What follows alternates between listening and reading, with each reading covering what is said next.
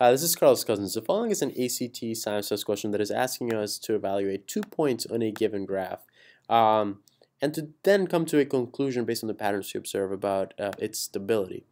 Well, if we look at these 2 points, we've got point A over here and point B over here. We're talking about 2 points that are occurring at about the same temperature range, but which exhibit significantly different pressure measurements here on the y-axis. It looks as though, however, each of them will eventually go through some sort of phase change as the temperature increases, but that at that temperature, they both seem to be stable. Now we're asking which of them is more stable, whether the one at a higher pressure or at a lower pressure.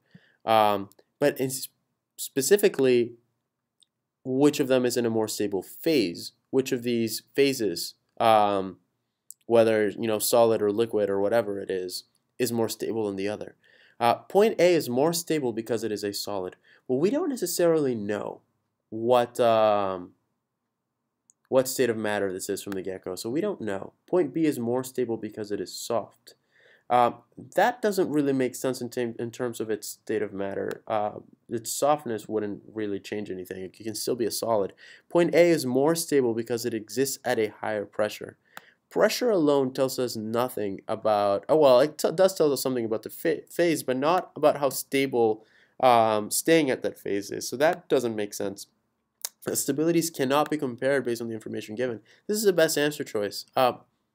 At this temperature, each exists in a different pressure, but there's absolutely nothing that makes one more stable than the other. What will change phase more quickly? We don't know.